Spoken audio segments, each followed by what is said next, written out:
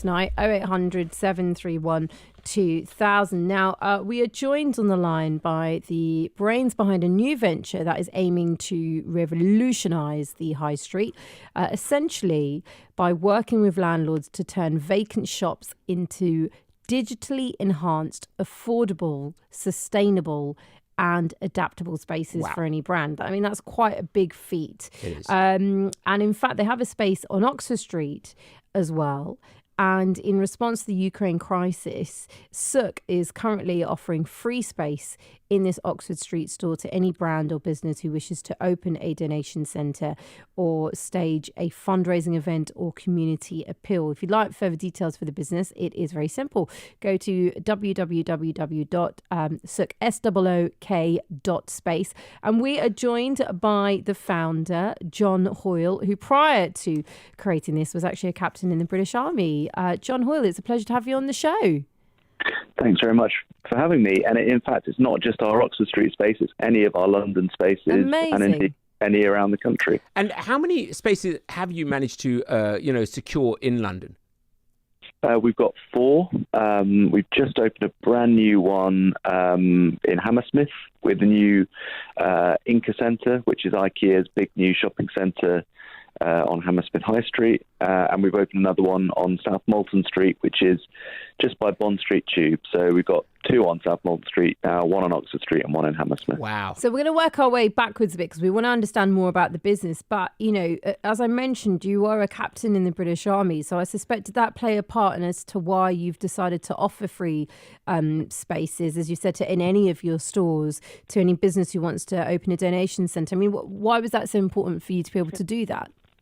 Well, I think it is obviously a huge issue at the moment. Sook is a social venture at heart, which was launched out of an accelerator, also London-based, called Zinc about 3 years ago.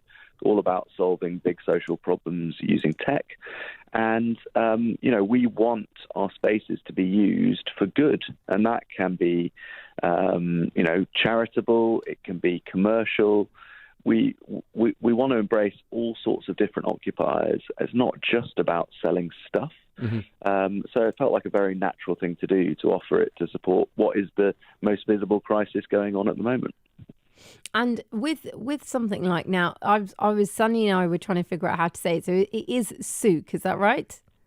Yes. So, I mean, from my army days, actually, I got sent to learn Arabic, and Sook is obviously the Arabic word for market. Market, yeah. Right. We've just spelt it wrong, basically. I think it's spelling it right in some ways. It's a lot easier, SOOK. So it literally does mean market, as you say. And how have people embraced, this particular venture? Because it's quite interesting, isn't it? You're essentially having to work with a lot of people to get this space to be, I guess, available for anyone. You're having to work with find vacant shops. You're then looking at landlords and what they want, but then obviously trying to make this sustainable space for any brand or a business as well, who would then essentially just book this on an hourly basis. I mean, has it been quite a lot to do for you?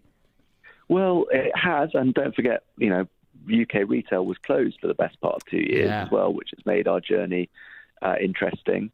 But when you think about it, it's a really obvious solution. I'm a former landlord. I used to work at Grosvenor, who own obviously 300 acres of central London. And I'm part of the problem in that landlords look for big long-term leases that are high commitment and high cost, which the vast majority of people can't afford.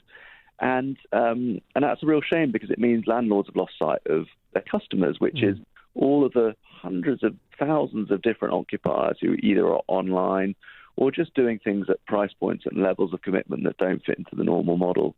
And when you think about it, why would anyone take a shop for a decade, fill it full of stuff, staff it for 7 days a week, spend a fortune on a fit out, and then pray that Saturday makes enough money to make all of that economically viable? We're seeing that model doesn't work. And so what we do is drive accessibility for all sorts of different occupiers, from the guy who proposed to his girlfriend in our South Molton Street shop to Radley, who are a handbag brand. And actually, by doing that, we generate more money than a traditional lease but tick loads of amazing boxes in terms of helping communities to thrive.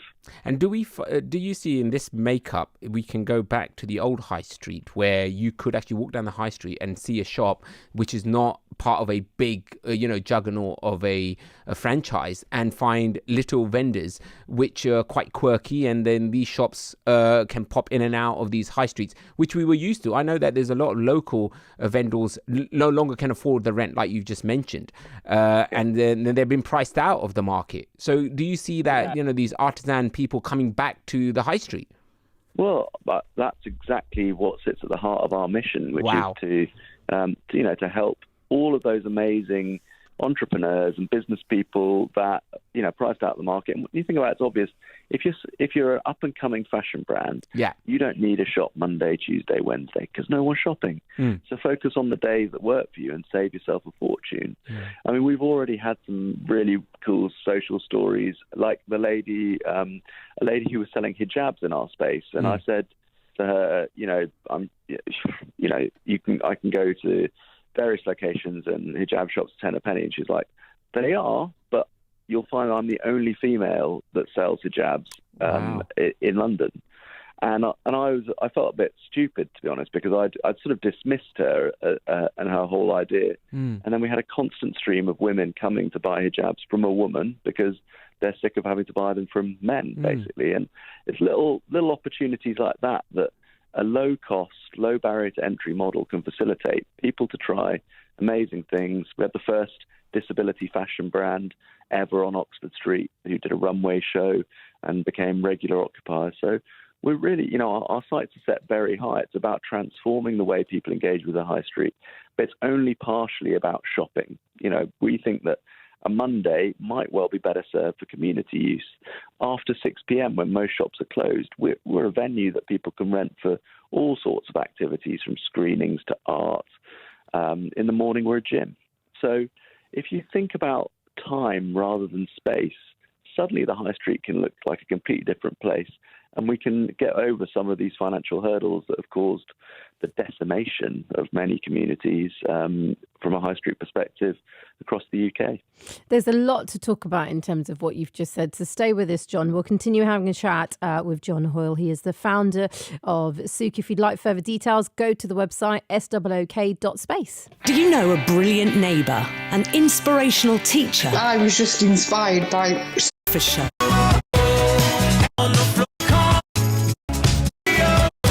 Is the high street important to you? Maybe you have memories of high streets like me. I used to walk down the high street because that's what we did, like on the weekend or after school. Let's go to the high street. Let's go to the high street. Just walk around. Treaty Centre was the one I used to go to because I lived in Hounslow. And then they pedestrianised it. Yeah. And it just gutted it. No one went to the high street, and everything started closing a lot earlier. And it just didn't work well. But now, after years, me and Shay went to Hounslow, and it's got more of these restaurants coming back to these spaces. It's gone around full circle. It has. And all these £1 shops have turned up out of nowhere, where they used to have bigger, more exciting shops. But I think those brands are coming back as well. So if you build it, they'll come. But then it also has to be right for the person who's selling you stuff, but also the people who are buying it. The one thing I miss about, because I'm also from Hounslow. Yeah. The one thing I absolutely miss about Hounslow High Street, I can close my eyes and I remember it like it was yesterday. We used to, as soon as you enter Hounslow High Street, Woolworths used to be on the right. You'd walk further down, and on the left there's a beautiful church. Yes, and opposite is the entrance to Treaty Centre. And on the left of the entrance to Treaty Centre, there used to be this family business. It was a family business, family owned bakery. And for the life of me, in like 20 plus years, I've never had as good as a chocolate eclair as I used to get there. Go. Yeah. And like, that's my ultimate number one thing. We used to go to the high street to go to that bakery. That's what I really, really miss. Well, I love that. bringing back the high street. Sook is a new initiative, headed up by John. And John is trying to, give these spaces to businesses to come, not to pick it up for a long period of time, but maybe divide it during the time. One space could be a bakery in the morning, a gym at night. It could be a bank in the middle of the day. John, is this what you're envisioning these spaces to be? I'm glad you said bank, because that's look at that business model that is really struggling at the moment because no one needs to see their bank manager. We all rush out at lunchtime to get out of the office.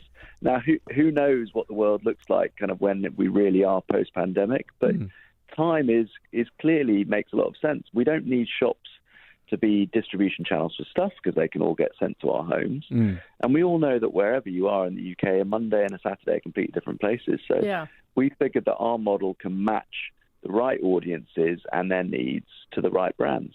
And we count everything, so it gives us a good chance of figuring out what the right blend is for different environments. And John, why is the high street important to you? I mean, what is we've just talked about our experience with the high street. A lot of kids now probably don't remember the high street the way we do. Yeah, exactly. You know what I mean? Parking is a big issue. We used to walk or get a bus to our high streets, but a lot of people drive to these spaces. So what was your memories of a high street and why is it important to you? Well, it's those life moments, isn't it? Those memories with, shopping with your mum or, dare I say it, when you get a bit older, trying to buy things that you're legally not allowed to. We've all done it. Yeah, exactly. Yeah. So, in fact, I was watching a movie, Superbad, the other night, which is entirely around them trying to buy liquor, as the Americans call it, which is it is the core of our communities, and I find it very, very sad, seeing high streets, particularly ones that I'm familiar with, that are decaying. And what really upsets me about it is that the communities in which these empty assets sit can't access them, and that seems absurd. It is a failure of kind of our economy that's been allowed to happen, and I wanted to do something about it. And is there support from the government to move this kind of initiative forward to use these spaces, that we don't just lose them to developments to make housing? That's something that we have seen. A lot of high streets are moving to that model where you might have a little unit downstairs, but to support it, they've got housing on top of it. They've got, flats on top that not always accessible to the people who live in that area. Yeah, well, I mean, there's different solutions for different places. And at the moment, no one really has a solution for this problem. Right. And other than what we think we've got, there's lots of money allocated to be spent on, revitalizing physical assets, but for me that's just spending money on stuff that's going to degrade again. We need actually to address the business model, and that business model is something that we've become basically very lazy about over many decades. People use real estate as a place to park cash, and they want easy occupiers that don't cause them any trouble, and they give them the keys and they see them in 10 years' time and hopefully make some nice income in the middle. That doesn't work anymore. And unless we address that and admit that problem doesn't work, we're going to see more and more closures, because even the big brands cannot operate in those conditions. With that in mind, John, what do you envisage the high street to be in 5 years? Because obviously a big part of what we are looking at in London specifically. And if we talk about your business, Sook, as you've already mentioned, you've got a number of spaces in London. And if we were for a moment to focus on Oxford Street, which I know Sook also has a space here as well, in Oxford Street, there are particular parts of London. You look at Canary Wharf, you look at the city, or even dotted up and down in neighbouring areas of Oxford Street, where they are really about office workspaces where people have been working, and they travel into London specifically to work, and then they go back. And the pandemic kind of mixed all of that up, essentially, where a lot of businesses have realised, people can work from home. They don't have to travel an hour and a half each way to come into the office. So I just wondered, do you think that is going to be perhaps in some way beneficial for local high streets and local, areas, even in the outskirts of London, where actually people will end up going more locally to their high streets as opposed to in the major parts of the city? Yeah, definitely. I mean, I think the pandemic is going to have one of the biggest impacts on the makeup of our local communities as well as our major city centres that any of us will have seen in our lifetime. And, no one knows exactly what's going to play out, which is partly why our model exists, to be versatile enough to essentially adapt. But I think, local communities will benefit. I think there is too much retail, even in, central and prime central London locations. So we will see a contraction there. There's still a huge amount of denial from asset managers about the market reality, and that correction could be quite painful for everyone. And I think we'll see what retail survives being far more relentlessly focused on specific audiences. So it will need to be amenity focused. People talk a lot about experience. It's going to need to have a hook to push people in. I believe that the hourly Sook type model will make up 30% of our high streets in 15 years' time. Mm-hmm. And I think we'll also see much more adaptable and blended work retail offerings that bring different uses together. Do you think we will end up having a building which can be a bakery in the morning and then, as Sonny mentioned, a bank late afternoons? I think that's certainly possible in terms of a distribution channel for baked goods. Yeah. Because of the infrastructure required to bake, you're probably not going to see a bakery and a gym. However, you could have uses of all of those sorts of things. If you think about, let's use a pret-a-manger example, right? They have their spaces are incredibly inefficiently used because a lot of times they don't trade on a weekend. They're often closed by 4 o'clock. They basically don't need them for about half of the week. Well, we've all seen the surge in dark kitchens. Couldn't a Pret-type business be based entirely around distribution, remove a huge amount of its infrastructure and potentially repurpose into other uses at times when Pret aren't using it? Who knows, the question for Pret. But I'm sure, in fact, I know that most big retail brands and indeed a lot of the F&B guys, that's food and beverage, are trying to think very differently about how to rationalise all these expensive leases that they're stuck with. It's something that you just mentioned there. We experienced this in LA when we were out there. It's called dark kitchens, right? So you can only order online. Ghost kitchens, sorry. And you can order online and you can find yourself eating all kinds of cuisines, but they're not in a traditional setting. They're in one of these pop-ups, like you said, going to these spaces, using their facilities and getting that kind of cuisine out there. So it's an interesting future, man. It's already been happening around the world. It's proven, so it can happen here. And we're trying to offer a private dining service for food delivery. So you can take our space and turn it into a dining room.